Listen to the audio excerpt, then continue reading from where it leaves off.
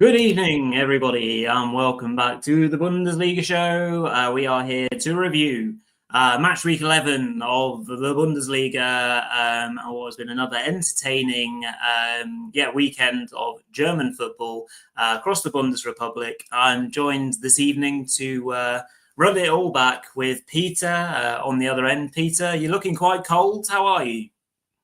It is quite cold. But it was very much worth braving the cold in my case to go see Kaiserslautern this weekend, watch them win Yes.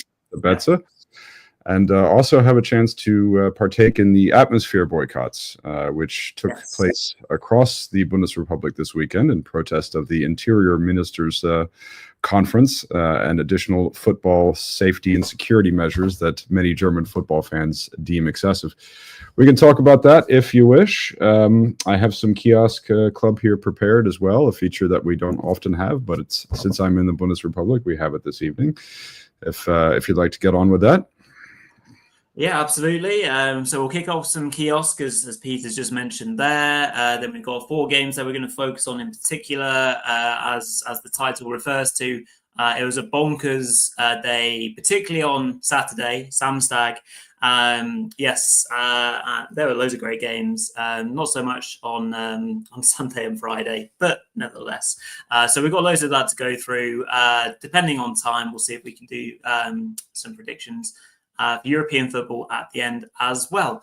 Good evening to you, Justin, or good morning. Obviously, on the other end of the world, in Australia. Let's not talk about the cricket if we can. Let's avoid that.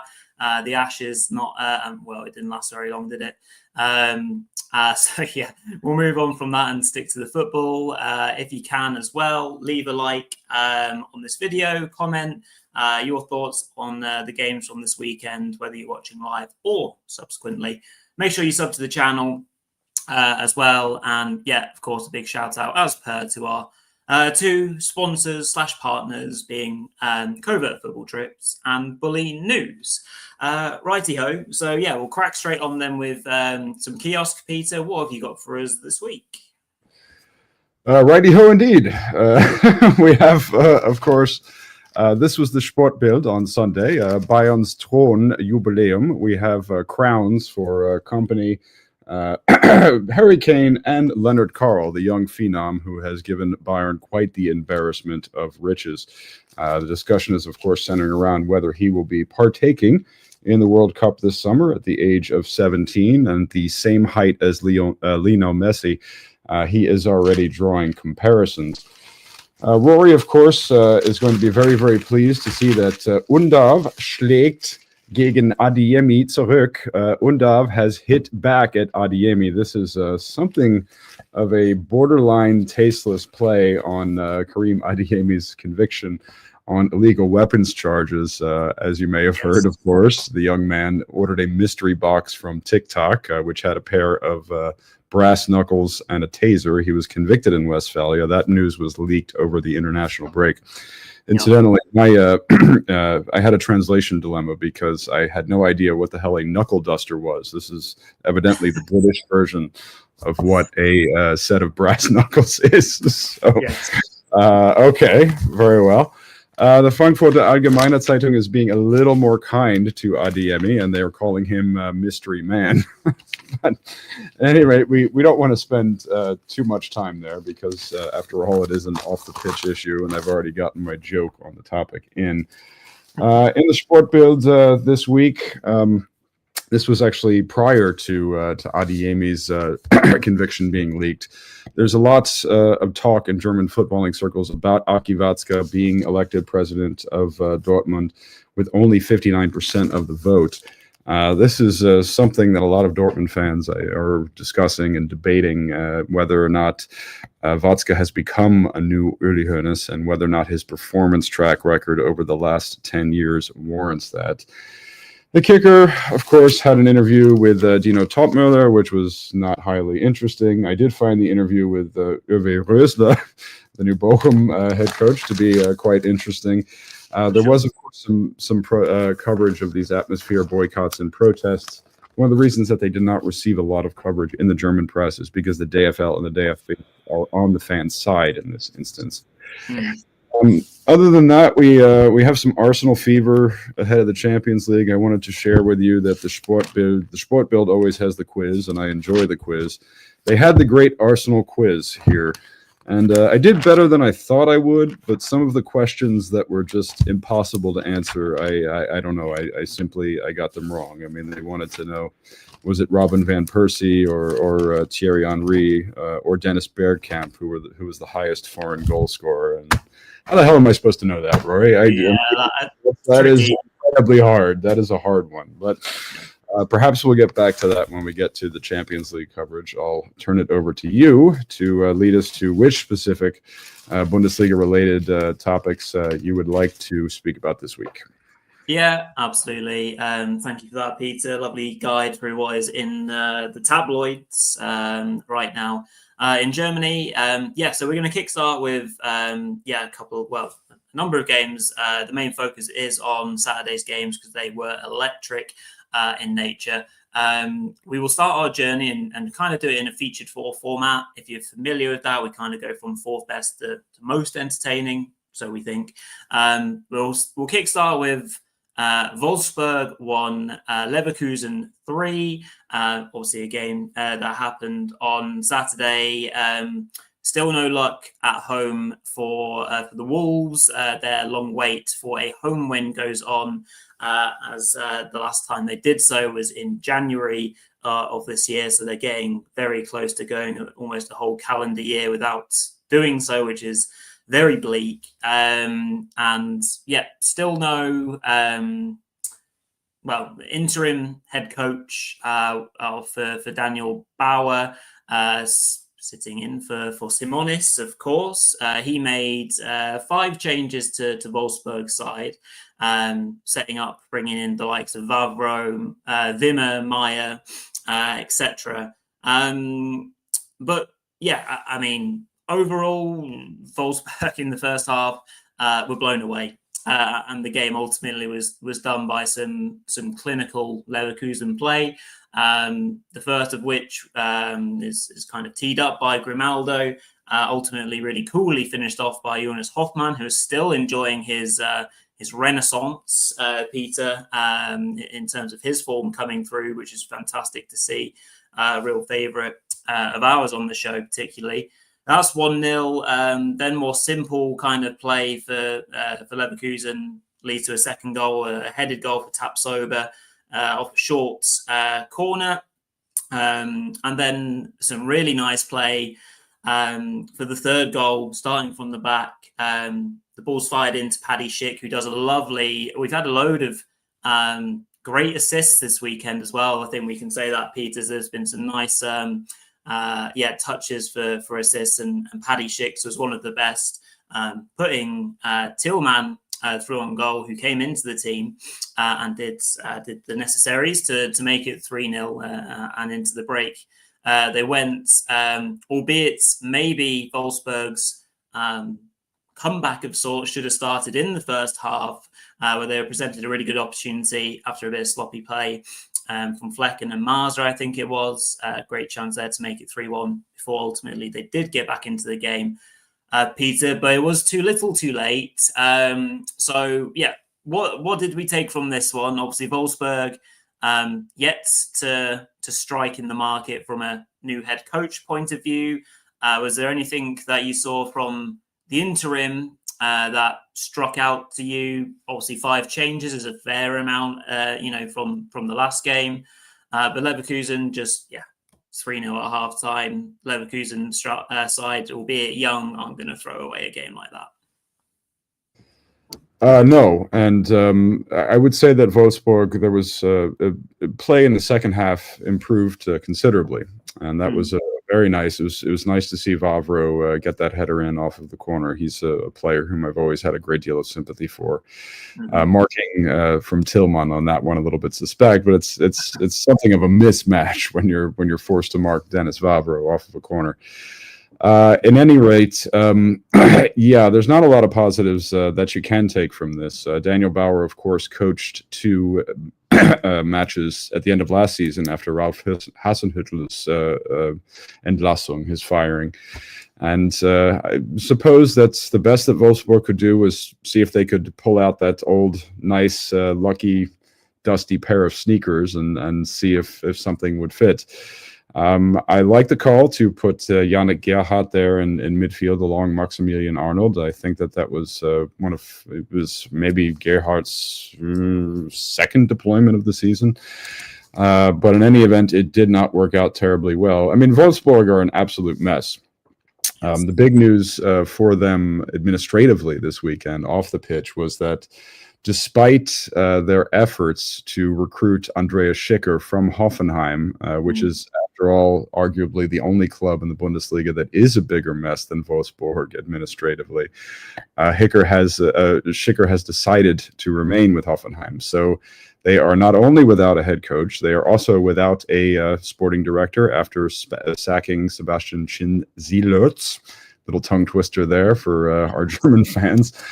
And Peter Christiansen is the only real administrator left. And I believed that Wolfsburg needed to undertake a complete administrative house cleaning, much in the way that Schalke did at the end of in the middle of the 2020-21 campaign. It ultimately didn't save them from relegation, but if you're going to fire your head coach and your sporting director, you might as well have taken the managing director out too at this point. It made very, very little sense to me to keep him in. He was probably the most questionable figure in the front office insofar as I'm concerned. And it makes no sense to have him in there with no real clear mission for how to staff this club in terms of both a sporting director and a head coach. So, yes, that is really the state of Wolfsburg in this battle of the two company clubs, and it is not a good one. Matters are not looking good for Germany's Green Company team.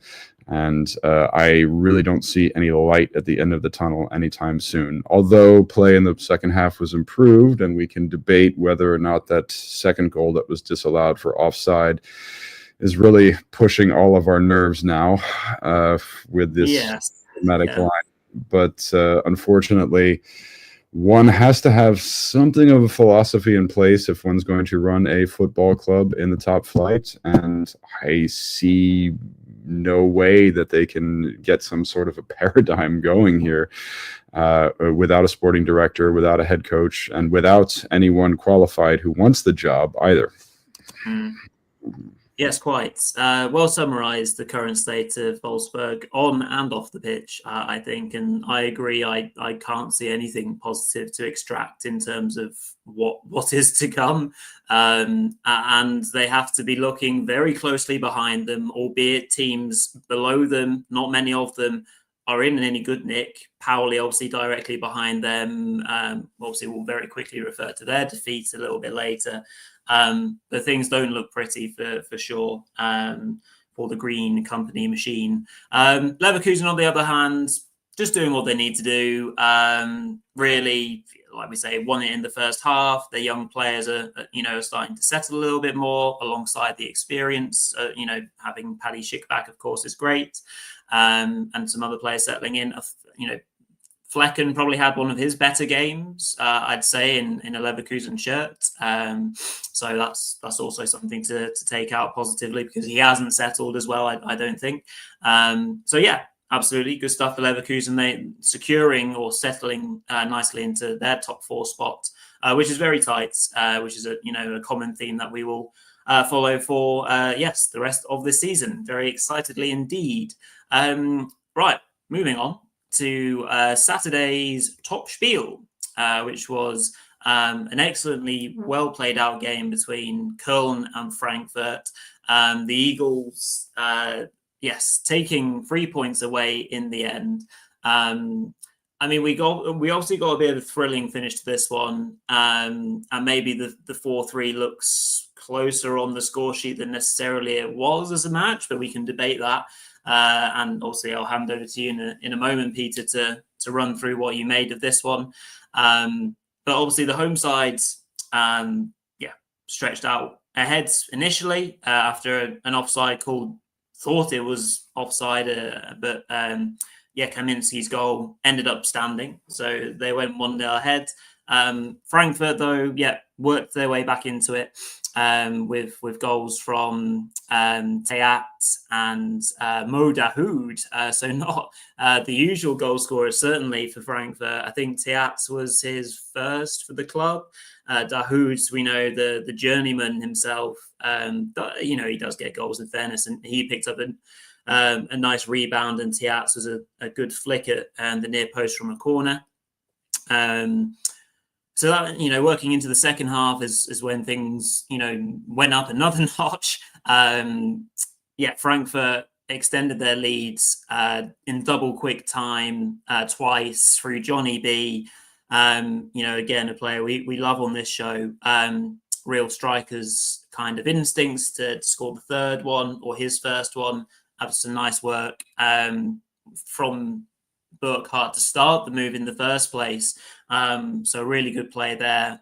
And then he gets his second as well. So that makes it 4-1. And then we get this kind of late onslaught from the Billy Goats. And they ultimately got quite close with goals through Bulter and Waldschmidt. But yeah, Peter, another Bundesliga classic, another 7 goals. Another game in which Frankfurt delivered goals after they went through a little bit of a quiet period of games where there weren't as many goals in their games. But yeah, what did you make of this one? Frankfurt, good, but ultimately their ability to switch off when they are leading games is quite striking and no doubt worrying for the Eagles fans out there. What did you make of this game? Well, Mo Dahoud turned in a very mixed performance. I was overjoyed to see him get on the score sheet. As a matter of fact, I jumped at the opportunity to write an article about Mo Dahoud today because I had this weird sense of deja vu. It was November 2024, in which he also scored a goal and scored an assist. And Markus Krösche and Dino Topmüller were saying all of these wonderful things about him and what a great player he is. And he effectively disappeared from the scene after that, much as he did that half year on loan with Stuttgart, as you may or may not recall. At any rate, yes, I was just cross-referencing some things on Dahoud's Wikipedia page and found that half of the articles footnoted are ones that I wrote for. It's always a pleasure when that happens. I guess I'm the only guy who really still cares about Mo Dahoud at this point. But defensively, he, of course, had his lapses. Zedera was very much culpable on that first goal. Of course, you mentioned earlier that this was a weekend of fabulous assists, and Ache's assist, in this instance was absolutely top notch. Really there was so much to love about Frankfurt's performance. You mentioned that Johnny Burkhardt started and finished the move there. I think that's a very, very important thing for Burkhardt because he's always been known as sort of a one-dimensional striker. And now that he's working those deep drops and showing that he can start and finish the plays himself, he's really, really refining his game. Mario Götze, Grandpa Götze came on and had a great match he did. So it was truly a thriller between two teams that are very, very shaky defensively at times. And, in Köln's case, it's a matter of persistent injury problems. As a matter of fact, Schmid had to exit this one injured too. I sincerely hope that Rav Vandenberg is up to the task now, because Dominik Heinz probably should have finished his career in the Zweite Bundesliga, and just running through center backs, it's ridiculous. Not too much to say beyond that in terms of the fact that, it was a thrilling spectacle with lots of promising signs for Eintracht. Yes. But we again have these problems at the back. My Kaiserslautern-born friend, Robin Koch, whom I was very, very excited when he got the captain's armband this season. He's just been so woefully inconsistent this season. The two fullbacks that I happen to like very much because they are young German representatives of mixed heritage, including Nathaniel Brown, who is one of my favorite German-American GI hybrids, if you will. And then the situation with Zetterer, I mean, this is getting quite hairy now, because Kawa Santos was brought back and then ultimately replaced after I think he conceded something like, oh God, it was ridiculous, 18 goals in 4 games. I may have that statistic incorrect, but yeah, I mean, what do you do? Topmüller can't go back to Kawa Santos now. And I'll give Zetterer some credit. I think that the other 3 goals he wasn't really culpable on. But it is funny. It's always, the goalkeeping carousel is always funny, you know. I mean, Zetterer found himself pushed by Mio Backhaus, and that's why he wanted to leave Bremen. Trapp found himself pushed by Kawa Santos, and that's why he decided to go be a backup at Paris FC. And so, I mean, this is always. And now Zetterer found him. He was pushed. Now he's back in net. Now he could get pushed again. So this is an interesting little soap opera that could develop over the course of the season, I think. Yeah, and not helpful for preventing goals going in the back of your net, sadly, for Frankfurt. Yeah, I think you're right in saying that other than the first goal, he's probably not to blame, I suppose. So yeah, interesting. Like you say, great advert for the Bundesliga, great game of a bit of madness. But yeah, couldn't quite get over the line. Was that three defeats in their last 4 games, I think, now? So they've got obviously on a bit of a meek run, but you know, also not doing too badly. They've had a fantastic start to this campaign, and I'm sure they'll get back. I mean, they've been in all the games that they've lost as well, apart from maybe the derby. Anyway, yes, comment in from Saad as well. Hope you're doing well, pal. Very happy for Johnny B. Looking forward to him doing it on the international stage, and certainly next summer, and stealing some minutes from Voltemade in the World Cup. Well, it's interesting topic, really, that with him, Voltemade. We've seen Big Tim return from injury as well this weekend in a thriving Gladbach side now, and we'll talk a little bit about them accordingly. But yeah, a really interesting point for German national team enthusiasts as well. So yeah, great game indeed, and we will now move to another game, which I'll put on screen once I've written it out. But nonetheless, we'll talk Bayern Freiburg. Peter, this was just carnage again on Saturday. I mean, before we go into overdrive about talking about 6 goals, there was a 2-0 lead at some stage in this match for the SCF. They started really well. They put pressure on Bayern. They almost scored within roughly 50-odd seconds. Jan-Nicolas Bester was, a real threat down that right-hand side. He started to look a little bit more comfortable in a Freiburg shirt, I think, in recent times, which is great, because Bester, at his best, is certainly a great player to watch. And then something that we talked about on the Monday show pre-international break, which is exactly what we talked about in the shape of the Union goals, which, Peter, you can pick up on, is the set-piece play and set-piece vulnerability, dare we say, that Bayern have started to maybe half display, and Freiburg made the most of that. They are the set-piece kings themselves, alongside with Union Berlin. They do it just as well as anyone. I think the goals that they've scored in this season, at least half or more, have been from set-pieces. So that, that's another of their superpowers, and they used it accordingly. And as soon as it went to 2-0 on Saturday, I was obviously following it all. And on Blue Sky, I did one of these daft tweets or posts where I was like, 2-0, and you kind of do the the old kind of emojis of the eyes looking and like, oh, right, it might be onto something here. And then Bayern score 6 goals, as you do. And Michael Elise particularly took offence to Freiburg even daring to beat them, Peter.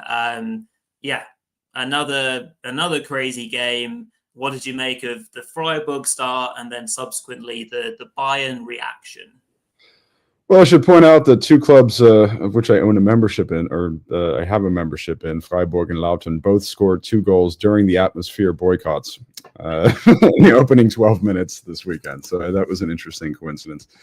As you mentioned, there was some slight set-piece vulnerability when it came with Union. That was a problem, and it was both of these goals. The first 2 goals were scored off of corners. I think that marking wise, it was just everything was a little bit helter-skelter. I don't want to pinpoint any player particularly. I think that Karl, of course, has a height disadvantage. Bischoff looks a little bit lost sometimes on set piece marking. And Pavlovic was sort of he couldn't get his marking sorted out on either one. However, everyone, of course, quickly redeemed themselves. Obviously, Karl with that silky smooth touch and finish on the first pullback goal. Elise, as you mentioned, that was 2 goals for the 5 scorer points for him in a match. Karl himself set another record because he furnished yet another assist. He returned the favor to Elise on the equalizer. He is now the youngest Bundesliga player to record both a goal and assist in a match.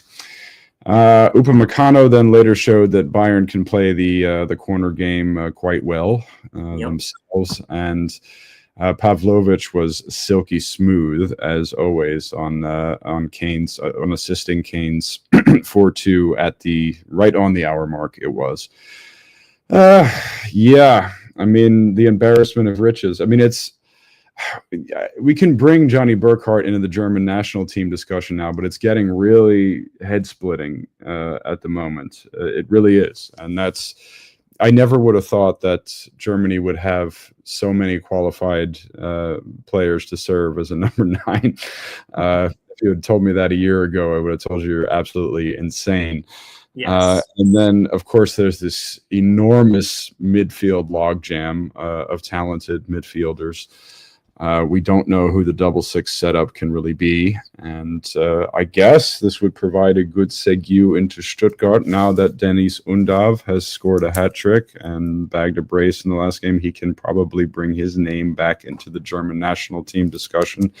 Might have been slightly better if he were still playing with Voltemata on a weekly basis.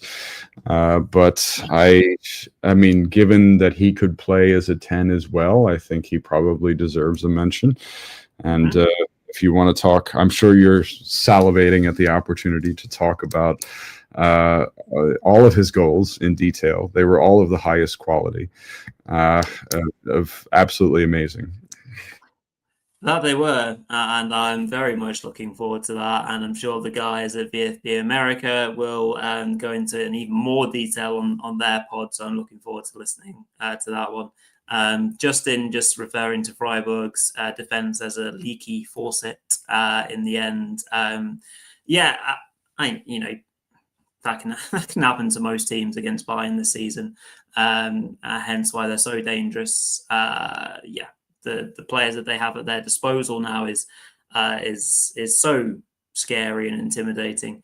Not to mention the fact that from a squad point of view, they got to see the return of Hiroki Ito as well, a forgotten man that can add depth to their defensive line.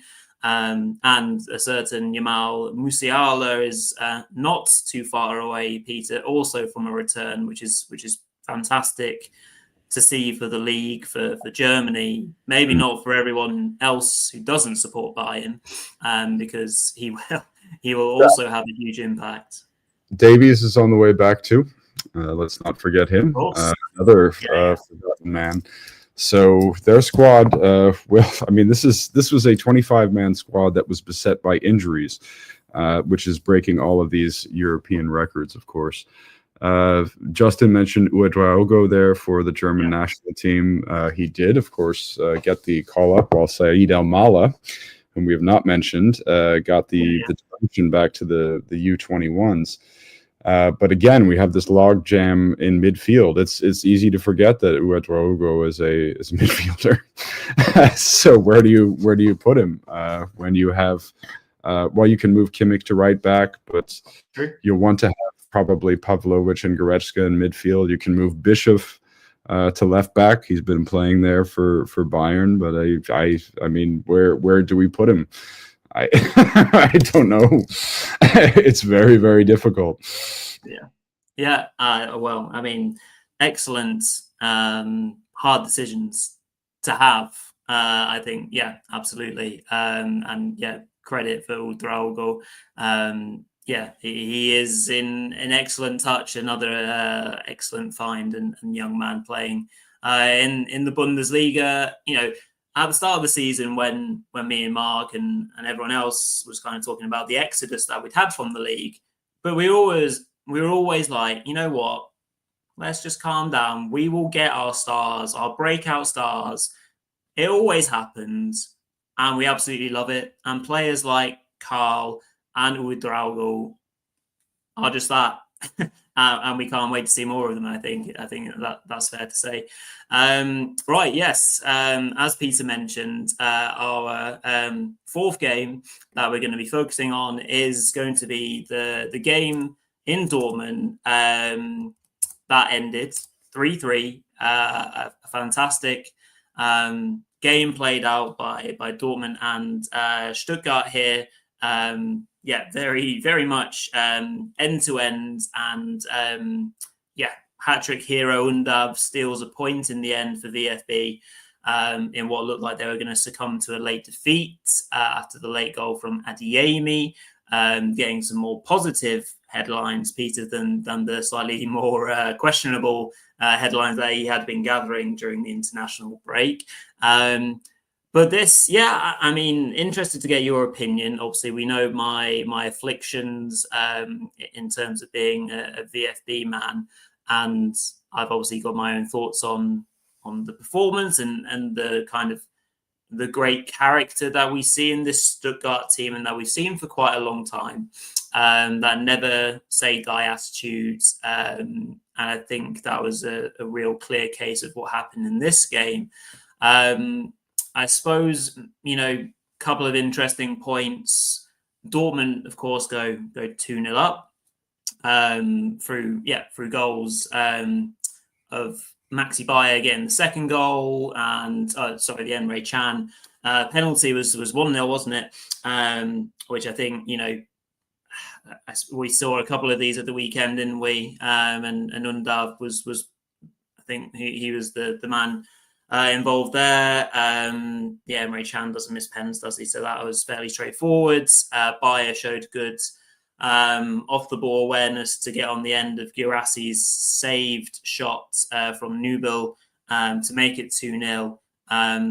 I guess the really important factor, I think, then into the second half, Peter, was the first goal back, the first goal for Undav, because it's so early in the second half to give Stuttgart belief.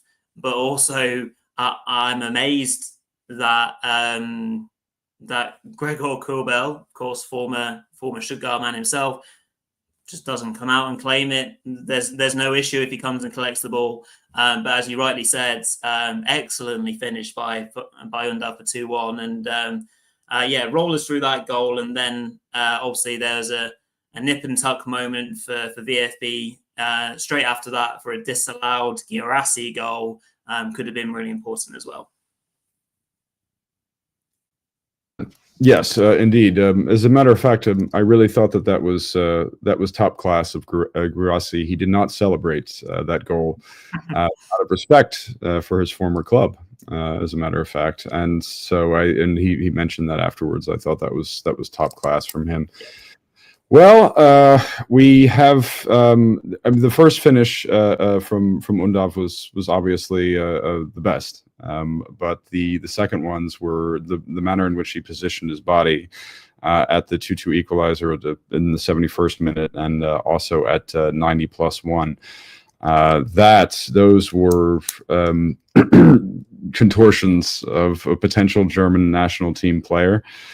I think if we're going to continue to talk about the logjam in the German national team midfield, Angelo Stiller, rightfully pissed that he was passed over, has proceeded to make a strong case for himself in this match. Yeah, I mean, I would say that, yeah, Kobel has had something of a disappointing campaign thus far. Really, I wouldn't have minded to see Stuttgart win this one, because I think there were a lot of inconsistent performances in Dortmund. I hate to be hard on Emre Can, because he's one of my favorite players, and he's one of my favorite German internationals too. Someone needs to consider retirement at this juncture. It was great to see him get back on the score sheet, but I mean, defensively, there was no way that he was capable of anchoring that back three at his age. And okay, Nico Schlotterbeck and Valdemar Anton with what looked like a what was with that haircut? What is he doing? I have no idea what the new hair dye job is all about. But I think Kahn really did a poor job of not only organizing the back three, but coordinating his link-up play with Felix Nemecha and Joe Bellingham, who played very poorly. Both of them did. But I have to let that go, because they're kids. It's the responsibility of the veteran, particularly if he's running in a straight pivot out of a back three, to organize better. So I really didn't like much of anything I saw from Dortmund, besides Adeyemi, who, I talk about a kid who needs some relief. I mean, okay, so I don't care if his story is true or not. I don't care if he ordered a mystery box off of TikTok or what the hell's going on. He's a kid, all right? So he got caught with a set of brass knuckles and a taser. They fined him 450,000 euros. That's punishment enough. Yeah. I mean, let it go. So I didn't like anything I saw from Dortmund except for Adeyemi's finish and Maximilian Bayer's performance as a wingback. Yeah, he proves to be a very flexible player. Stuttgart were the better team, period, all around, and they absolutely deserved to win this one. I think, if I recall, the XG was not high on either side. But yes, we got some good goals out of it. And it's a shame that Denise did not score a Viererpack, as they would call it in German. I have no idea what that is in English. Maybe it's like a ham bone or something. I don't know.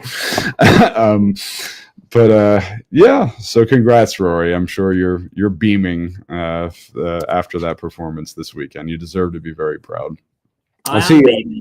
Yeah, I am beaming. I'm beaming even more because I called the Stuttgart win on the prediction show, which felt bold at the time, especially because I hate doing the Stuttgart prediction. Not only did I predict a Stuttgart win, I really thought that they were going to win this match, but I also tipped a Freiburg draw with Bayern. I thought it was going to be another 2-2 draw. Wow. I see that again, Freiburg. Okay, so you have these. Ginter was fantastic on that opening goal with the haka, but Julian Schuster, the way that he sets this team up. I saw that Saad mentioned Manzambi, and I like Manzambi. I really, really like Manzambi. I don't understand why he plays as a 6. He's a 10. Let him play as a 10. That should be the way that it is. Schuster continues to confound me. I guess he really wants to give Suzuki a chance, but Manzambi is one who should be playing as 10. Yeah, absolutely. Yeah, exactly what Saad said. Yeah, great talent, Manzambi.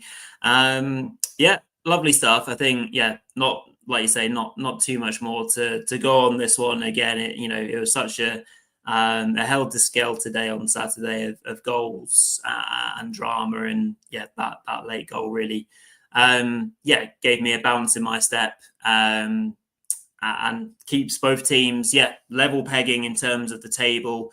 That top four race is really intriguing, I think, because of the competition that we have there. We've got Leipzig, of course, for Justin on 25 points, then Leverkusen on 23, Dortmund and Stuttgart on 22, Frankfurt and Hoffenheim on 20. Really feel it's nice and open, Peter, and we'll get a really entertaining race for the top four, top five, depending on the coefficient rankings as well. How do you currently see that race for the other three places, shall we say, at the moment? Well, a lot depends on what happens with Hoffenheim. It seems like the ship is stable at the moment, but of course they do have to have new leadership elections, and there's going to be more protests. Jörg Albrecht, the chairman, resigned, and the two guys that they have in there, Hensler and Engelhardt, one of them is very much pro-fan, and the other one is pro-Hop. So, I mean, now that Schicker is staying, and Ilzer and Schicker continue to work together, I think that they'll probably. I tipped them for a top four. I still tip them for a top four finish, much to my chagrin. I think that a lot of the instability that's going on with the front office, and not to mention the club leadership, really isn't going to affect the team as much as I thought it would. And Chris Elzer keeps talking about, he cannot stop with the seafaring vessel metaphors. He's like, we're a ship, and the ocean liner company is changing. I mean, I don't know how many interviews I've covered where he said that stuff. So yeah, I mean, Stuttgart, you have the European burden, of course, to take into account. Sure. And that's also the case with Eintracht. That's why I would tip Hoffenheim for a top four finish. Dortmund are slowly but surely becoming stagnant. Well, talk about problems with the leadership. I mean, they're becoming stagnant, which I feared that they would over Kovac. I mean, he was once he got that team basically performing at a basis level, he was about to do a lot of unnecessary rotations and little tactical tricks to his system. I had a feeling they were going to stagnate there. Leverkusen, I mean, I still am not convinced that they have a lot of very good players. They do. But I don't know about this being a particularly good team. They've won the last three on the bounce, but they've played their last four Bundesliga opponents, or last, it was Mainz, Freiburg. They lost against Bayern, but then they played Heidenheim and Wolfsburg, two of the worst teams in the league. And I don't fancy them against Man City at all midweek, particularly. No.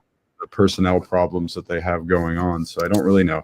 Justin, be pleased to know that, I mean, Leipzig, of course, they were also playing a very, very bad team in Bremen, but they are, I mean, they are really, between Leipzig and Leverkusen, these are the two teams that had to totally restock in the summer after the mass excesses.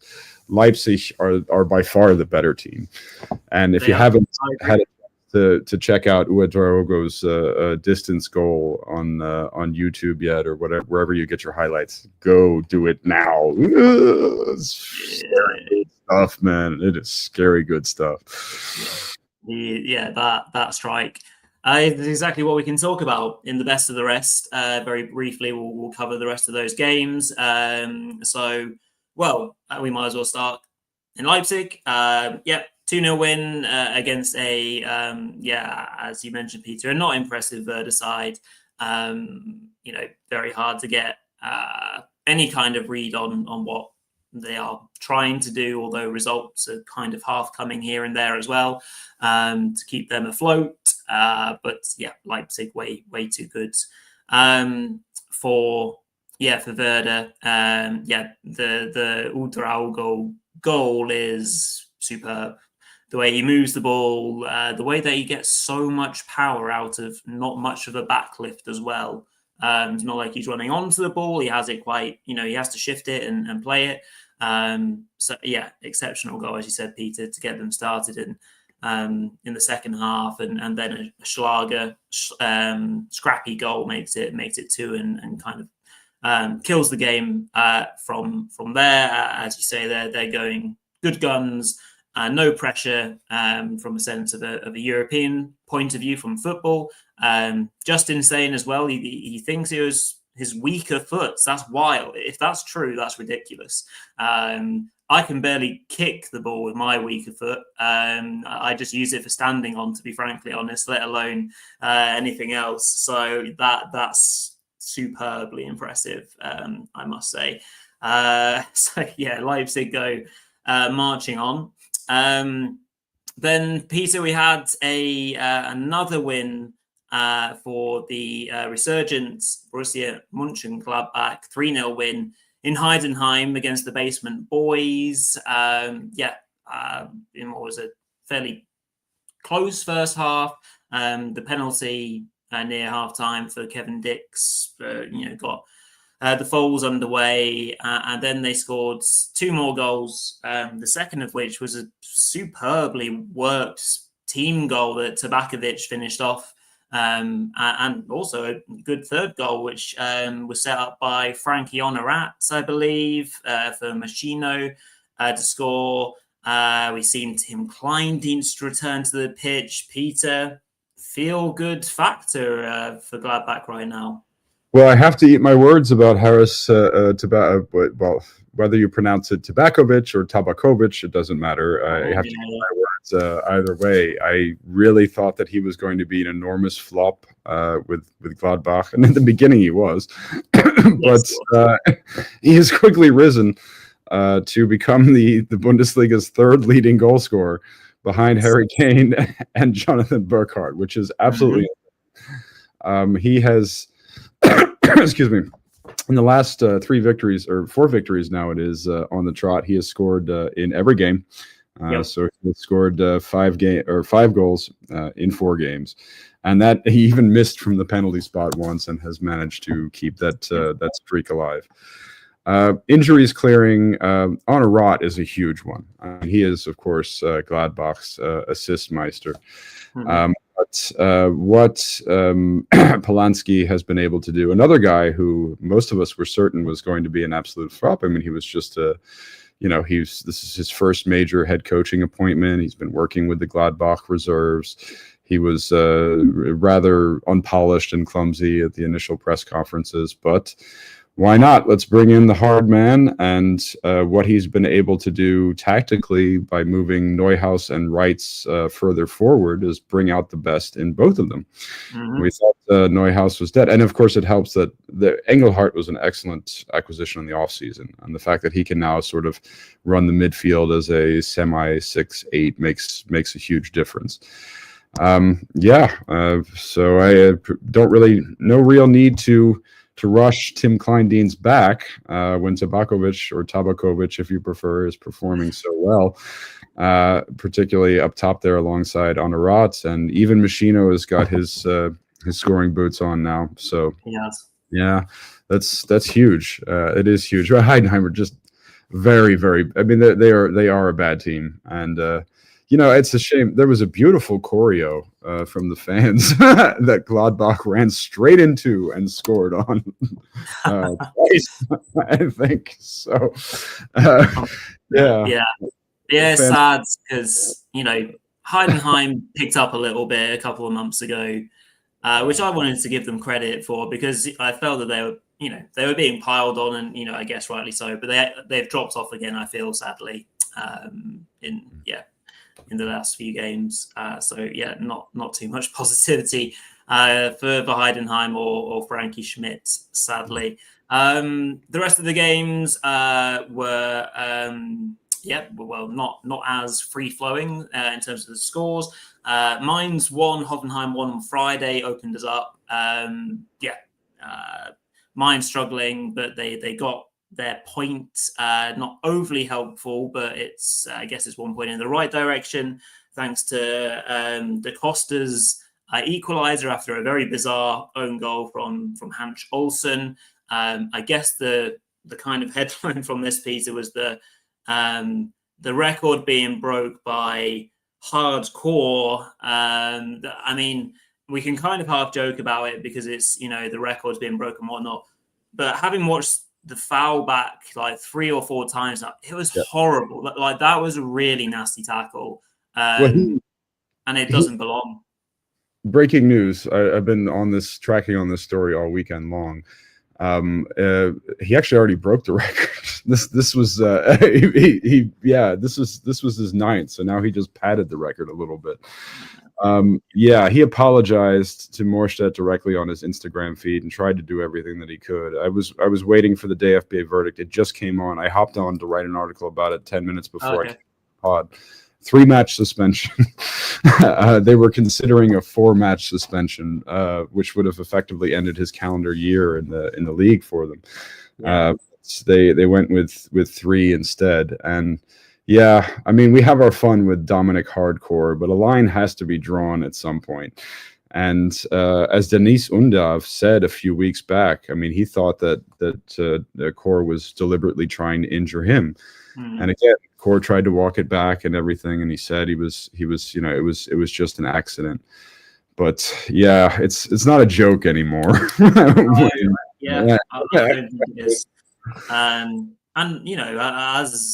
as a teammate as well, he's letting you down constantly, and that's also not game, if so I thought that was really, really poor. Ultimately, Hoffenheim almost won it through a goal right at the end from Bebu, but it was disallowed thanks to a handball in the build-up. Otherwise, we had 1-0 wins for a needed 1-0 win, particularly for FC Augsburg against struggling HSV.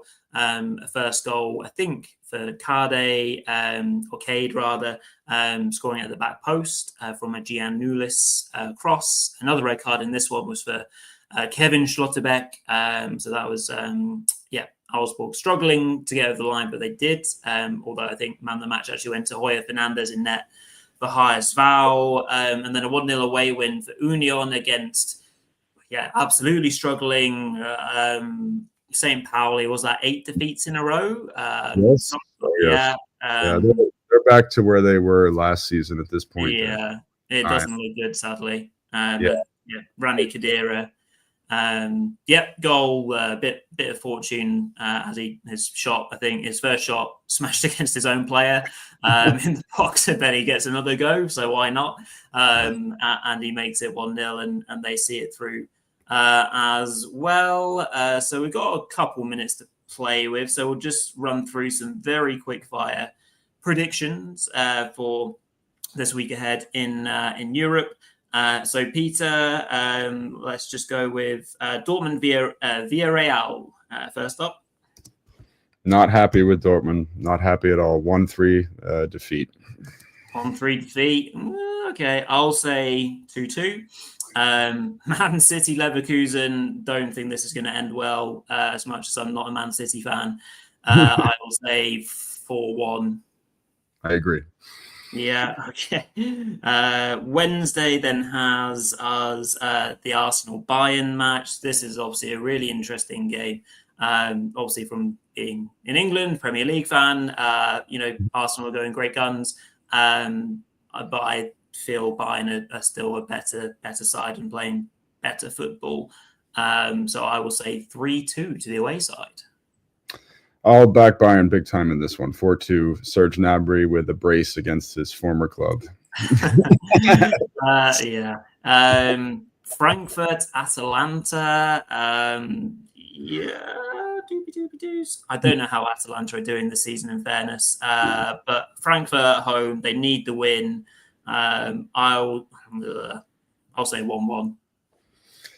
I'll go 2-1. I think they do it at home. Nice, lovely stuff. Quickly Thursday, Europa League specialists, Freiburg away to Plzen. I will say, I'll say a 2-2 draw with this one. I'll go 1-1. I'll go 1. 1. Stuttgart are going back to Netherlands to play Go Ahead Eagles. Another big game for them.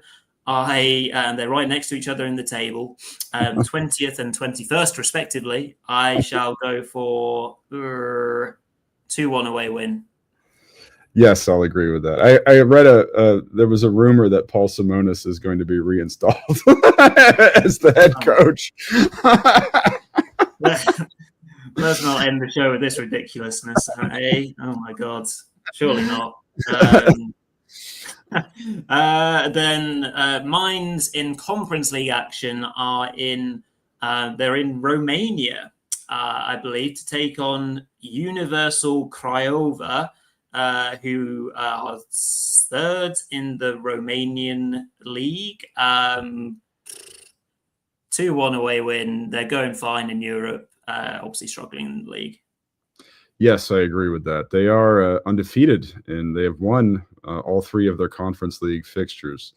As you rightly mentioned, they're in big trouble in the league now because Amiri is also suspended for the next league fixture, and he even oh man, did he lambaste Dominic Kor.